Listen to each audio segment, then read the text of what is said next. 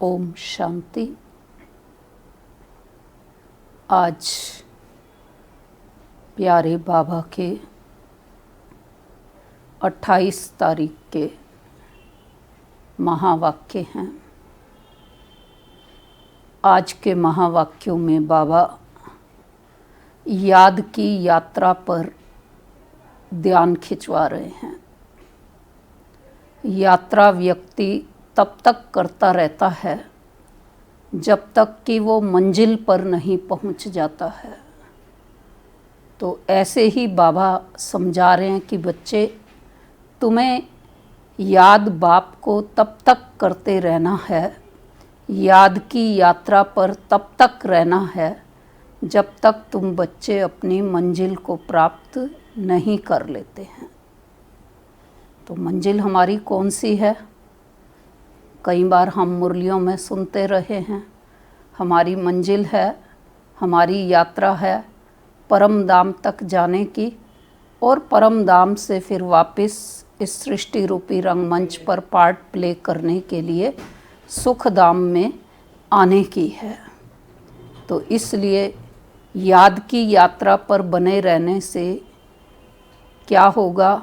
हमारे विकर्म विनाश तो होंगे ही, क्योंकि विकर्मों को विनाश करने का साधन ही है एक बाप की याद।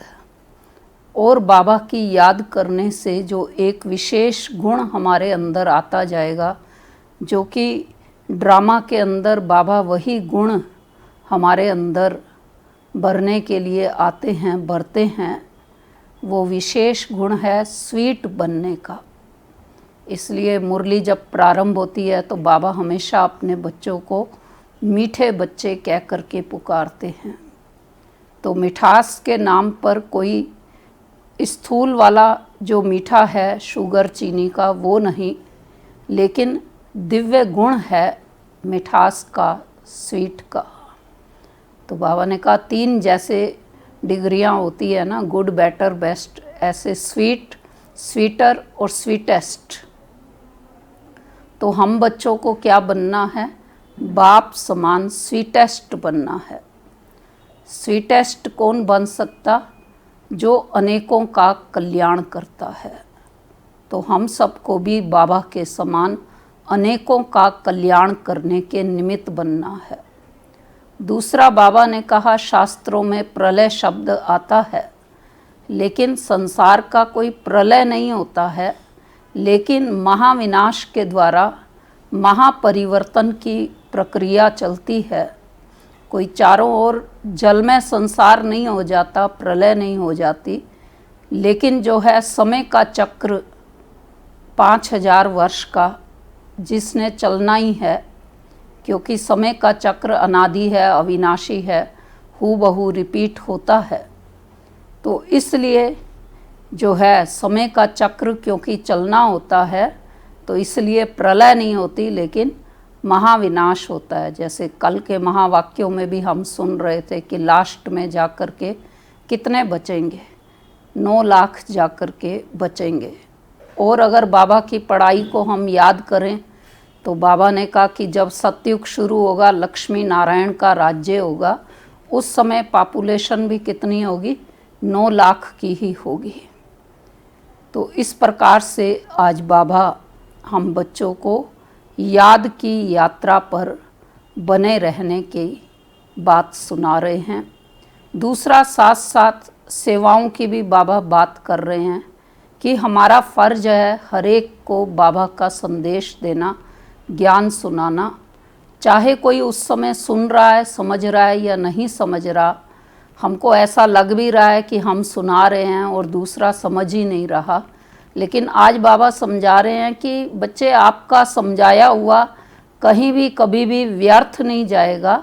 आज नहीं तो कल, जब दुखों की भीड़ संसार के अंदर और अधिक बढ़ जाती है, तो अपने आप जो सुना हुआ था उसके आधार पर खिंच करके बाबा से फिर आकर के वो सुनेंगे ही सुनेंगे। इसलिए बाबा ने कहा कि तुम बच्चों को हर एक को बाप का परिचय देते रहना है, सेवा करते रहना है।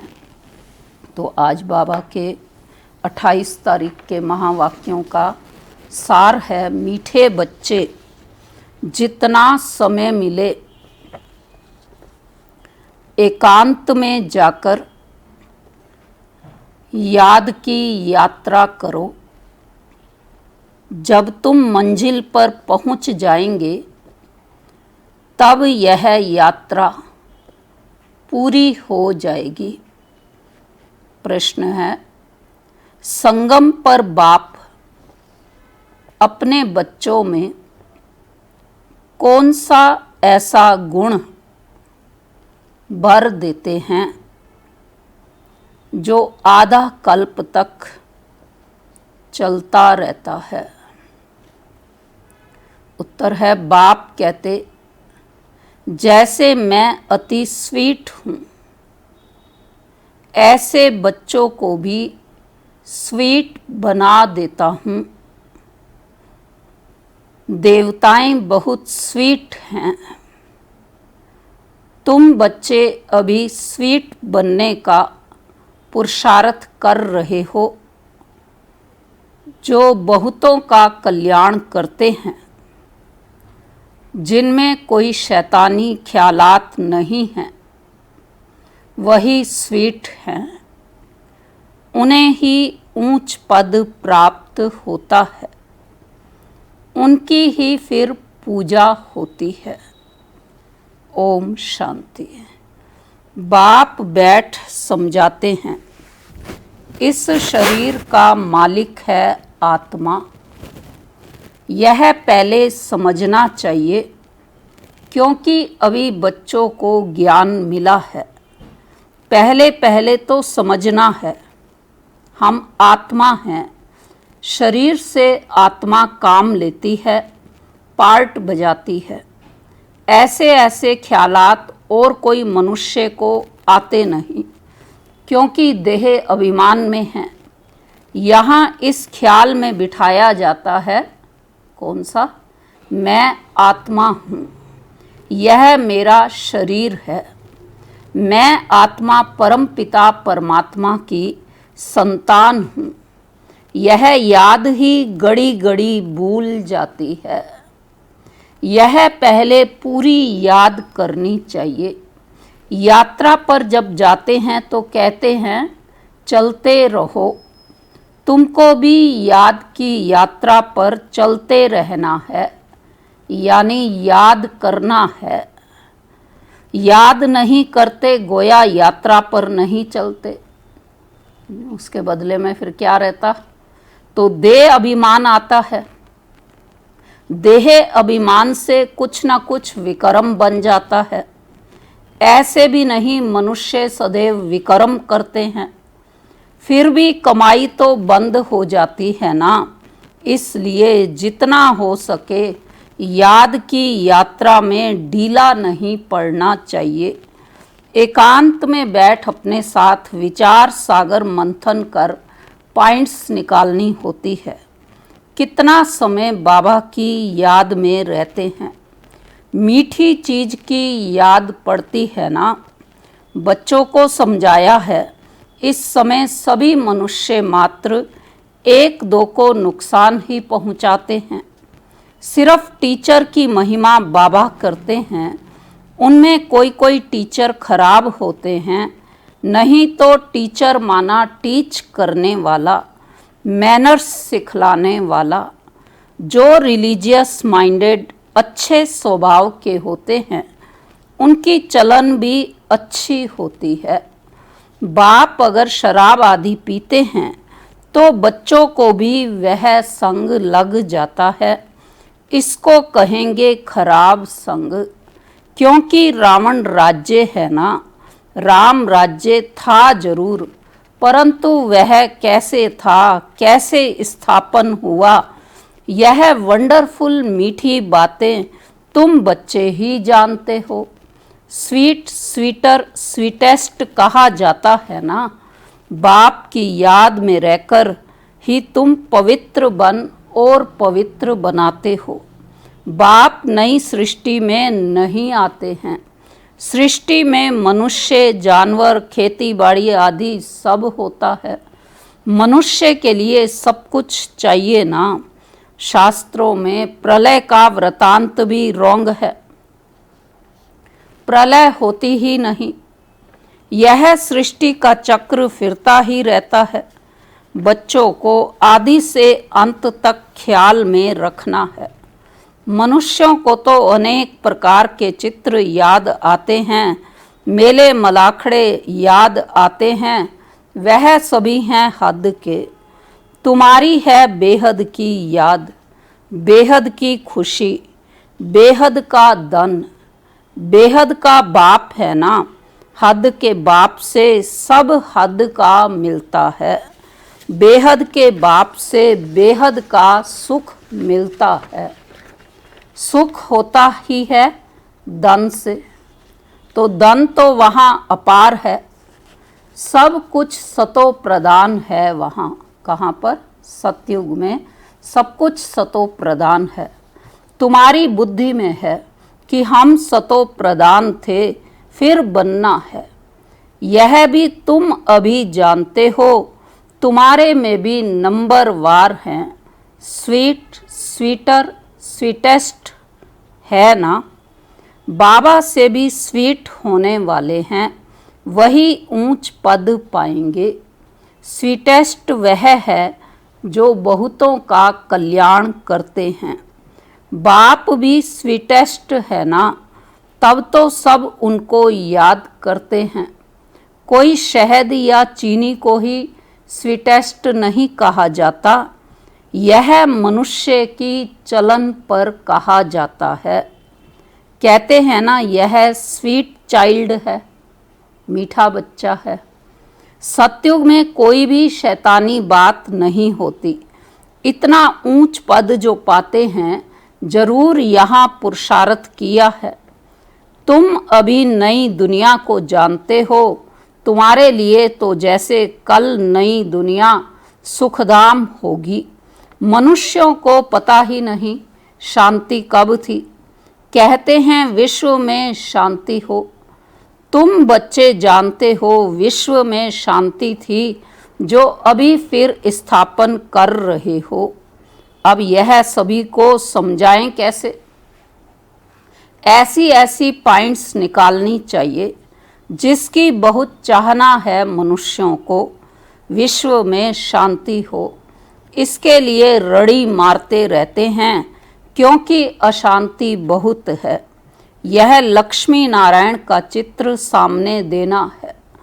इनका जब राज्य था तो विश्व में शांति थी। उनको ही हेवन, डीटी वर्ल्ड कहते हैं। वहाँ विश्व में शांति थी। आज से 5000 वर्ष पहले की बातें और कोई नहीं जानते। यह है मुख्य बात। कौन सी मुख्य बात? कि आज से 5000 वर्ष पहले विश्व में शांति थी। सब आत्माएं मिलकर कहती हैं विश्व में शांति कैसे हो। सभी आत्माएं पुकारती हैं। तुम यहाँ विश्व में शांति स्थापन करने का पुरुषार्थ कर रहे हो। जो विश्व में शांति चाहते हैं उन्हें तुम सुनाओ कि भारत में ही शांति थी। कब थी भारत में शांति? जब भारत स्वर्ग था तो शांति थी। अब नरक है। नरक अर्थात कलयुग में अशांति है, क्योंकि धर्म अनेक हैं, माया का राज्य है, भक्ति का भी पंप है। भक्ति का पंप अर्थात शो बहुत है। जो रियल वे में दिल से अंदर से जो पहले भक्ति भगत करते थे प्रेम भाव से लवलीन अवस्था में, आज वो नहीं रह गई। ऊपर ऊपर का शो ज़्यादा हो गया है। उसे कहा गया है भक्ति का भी पंप है। दिन प्रतिदिन वृद्धि होती जाती है। मनुष्य भी मेले मलाखड़े पर जाते हैं, समझते हैं जरूर कुछ सच होगा। अभी तुम समझते हो उनसे कोई पावन नहीं बन सकते हैं। पावन बनने का रास्ता मनुष्य कोई बता ना सके। पतित पावन एक ही बाप है। दुनिया एक ही है, सिर्फ नई और पुरानी कहा जाता है। नई दुनिया में नया भारत, नई दिल्ली कहते हैं, नई होनी है जिसमें फिर नया राज्य होगा। यहाँ पुरानी दुनिया में पुराना राज्य है। पुरानी और नई दुनिया किसको कहा जाता है यह भी तुम जानते हो। भक्ति का कितना बड़ा प्रस्ताव है। इसको कहा जाता है अज्ञान। ज्ञान सागर एक बाप है। बाप तुमको ऐसे नहीं कहते कि राम राम कहो व कुछ करो, नहीं। बच्चों को समझाया जाता है वर्ल्ड की हिस्ट्री ज्योग्राफी कैसे रिपीट होती है।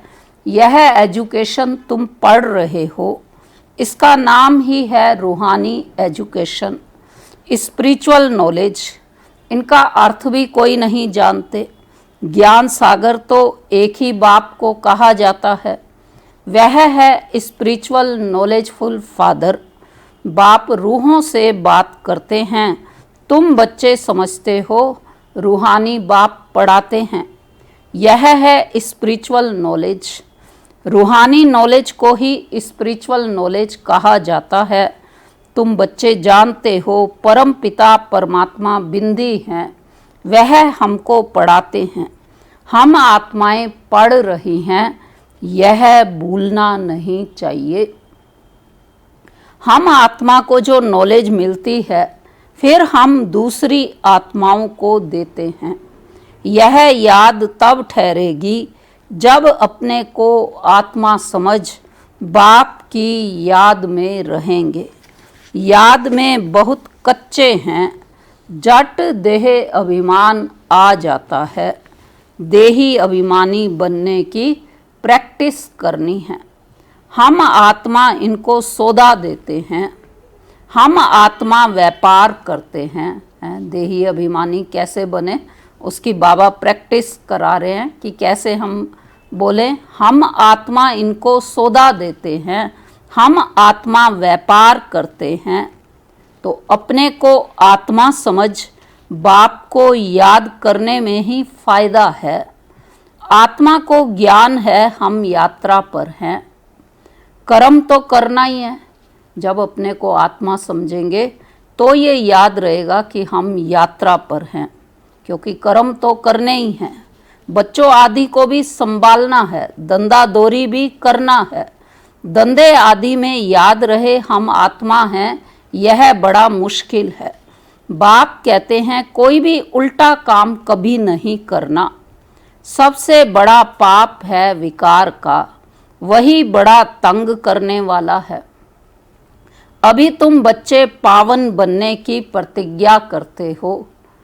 हमने पावन बनने की प्रतिज्ञा की, तो इसलिए थोड़े दिन पहले, थोड़े समय पहले इस वर्ष का हमने कौन सा त्यौहार मनाया। बाबा उस त्यौहार को याद कर रहे हैं। पावन बनने का त्यौहार, रक्षाबंधन का, राखी का त्यौहार। तो बाबा राखी के त्यौहार को याद करते हुए समझा रहे हैं कि अभी तुम बच्चे पावन बनने की प्रतिज्ञा करते हो, उसका ही यादगार यह राखी बंधन है। आगे तो पाई पैसे की राखी मिलती थी, ब्राह्मण लोग जाकर राखी बांधते थे। आजकल तो राखी भी कितनी फैशनेबल बनाते हैं। वास्तव में है अभी की बात। तुम बाप से प्रतिज्ञा करते हो हम कभी विकार में नहीं जाएंगे। आपसे विश्व के मालिक बनने का वर्षा लेंगे। बाप कहेंगे 63 जन्म तो विषय वैतरणी नदी में गोते खाए, अब तुमको खीर सागर में ले चलते हैं। सागर कोई है नहीं, बेट में कहा जाता है तुमको शिवालय में ले जाते हैं। विषय सागर और खीर सागर कहते हैं ना। तो सतयुग त्रेता युग का जो समय है वो है खीर सागर, और द्वापर कलयुग विषय सागर का समय कहलाता। शिवालय सतयुग त्रेता युग का समय, और वैश्यालय कल भी बाबा ने चर्चा की थी वैश्यालय शब्द पर कि भारत वैश्यालय कब बना, जब विषय भोग बढ़ गए, जब वैश्याएं वैश्यावृत्ति वाली अधिक हो गई, पैसे कमाने के लक्ष्य से जब कार्य करने लगी, तो भारत जो है वैश्यालय बन गया। तो अब बाबा बेट में कहते वैश्यालय के कि तुमको शिवालय में ले जाते हैं, वहाँ अथाह सुख है। अभी यह अंतिम जन्म है। हे आत्माएं पवित्र बनो। क्या बाप का कहना नहीं मानेंगे? ईश्वर तुम्हारा बाप कहते हैं, मीठे बच्चे विकार में नहीं जाओ। जन्म जन्मांतर के पाप सिर पर हैं, वह मुझे याद करने से ही भस्म होंगे। कल्प पहले भी तुमको शिक्षा दी थी। बाप गारंटी तब करते हैं जब तुम यह गारंटी करते हो कि बाबा हम आपको याद करते रहेंगे। इतना याद करते रहो जो शरीर का बान ना रहे। सन्यासियों में भी कोई कोई तीखे बहुत पक्के ब्रह्म ज्ञानी होते हैं। तो बाबा हम बच्चों को समझा रहे हैं कि बाबा भी हमारे लिए गारंटी कब करते हैं, जबकि हम बाबा को याद करते हैं। और बाबा की याद भी कैसी हो, तो बाबा ने कहा कि बिल्कुल शरीर का बान ना रहे, ऐसी हमारे अंदर बाबा की याद चलती रहे। तो जैसे फिर बाबा आगे समझा रहे हैं कि सन्यासियों में भी कोई कोई तीखे बहुत पक्के ब्रह्म ज्ञानी होते हैं, वह भी ऐसे बैठे बैठे शरीर छोड़ते हैं। यहाँ तुमको तो बाप समझाते हैं पावन बनकर जाना है, वह तो अपनी मत पर चलते हैं। ऐसे नहीं कि वह शरीर छोड़कर कोई मुक्ति जीवन मुक्ति में जाते हैं, नहीं, आते फिर भी यहाँ ही हैं। परंतु उनके फॉलोवर्स समझते हैं कि वह निर्वाण गया। बाप समझाते हैं, क्या समझाएंगे बाबा? क्या सन्यासी शरीर छोड़ने के बाद सचमुच निर्वाण जाते हैं, परम धाम चले जाते हैं? नहीं, बाबा ने कहा कोई भी एक भी वापिस नहीं जा सकता, एक भी वापिस नहीं जा सकता, कायदा ही नहीं। जाड़ वृद्धि को जरूर पाना है। अभी तुम संगम युग पर बैठे हो और सब मनुष्य हैं कलयुग में। तुम दैवी संप्रदाय बन रहे हो। जो तुम्हारे धर्म के होंगे वह आते जाएंगे। देवी देवताओं का भी वहाँ सिजरा है ना, यहाँ बदली होकर और धर्मों में कन्वर्ट हो गए हैं, फिर निकल आएंगे। नहीं तो वहाँ जगह कौन भरेंगे? जरूर वह अपनी जगह भरने फिर आ जाएंगे। यह बहुत महीन बातें हैं। कौन सी महीन बात? बाबा समझा रहे कि जो देवी देवता घराने वाली आत्माएं हैं वो और धर्मों में कन्वर्ट जो हो चुकी हैं, तो वो इस ज्ञान को सुनने के बाद फिर से वो बाबा के बच्चे बन जाएंगे। तो बहुत अच्छे अच्छे भी आएंगे जो दूसरे धर्म में कन्वर्ट हो गए हैं, तो फिर अपनी जगह पर आ जाएंगे। तुम्हारे पास मुसलमान आदि भी आते हैं ना, तो बड़ी खबरदारी रखनी पड़ती है। जट जांच करेंगे यहाँ दूसरे धर्म वाले कैसे जाते हैं। इमरजेंसी में तो बहुतों को पकड़ते हैं, फिर पैसे मिलने से छोड़ भी देते हैं। जो कल्प पहले हुआ है तुम अभी देख रहे हो, कल्प आगे भी ऐसा हुआ था। तुम अभी मनुष्य से देवता उत्तम पुरुष बनते हो। यह है सर्वोत्तम ब्राह्मणों का कुल। इस समय बाप और बच्चे रूहानी सेवा पर हैं। कोई गरीब को धनवान बनाना यह रूहानी सेवा है। बाप कल्याण करते हैं तो बच्चों को भी मदद करनी चाहिए। जो बहुतों को रास्ता बताते हैं वह बहुत ऊंच चढ़ सकते हैं। तुम बच्चों को पुरुषार्थ करना है, लेकिन चिंता नहीं, क्योंकि तुम्हारी रिस्पॉन्सिबिलिटी बाप के ऊपर है। कहीं बाबा के बच्चे पुरुषार्थ के नाम पर भी चिंता करने लग जाते हैं। तो बाबा ने कहा कि तुम्हारी रिस्पॉन्सिबिलिटी बाप के ऊपर है। पुरुषार्थ जोर से कराया जाता है, फिर जो फल निकलता है समझा जाता है कल्प पहले मिसल। बाप बच्चों को कहते हैं, बच्चे फिक्र मत करो, सेवा में मेहनत करो। नहीं बनते तो क्या करेंगे? इस कुल का नहीं होगा तो तुम भले कितना भी माथा मारो, कोई कम तुम्हारा माथा खपाएंगे, कोई ज़्यादा। बाबा ने कहा है जब बहुत दुख आता जाएगा तो फिर आएंगे, तुम्हारा व्यर्थ कुछ नहीं जाएगा, तुम्हारा काम है राइट बताना। शिव बाबा कहते हैं मुझे याद करो तो तुम्हारे विक्रम विनाश होंगे।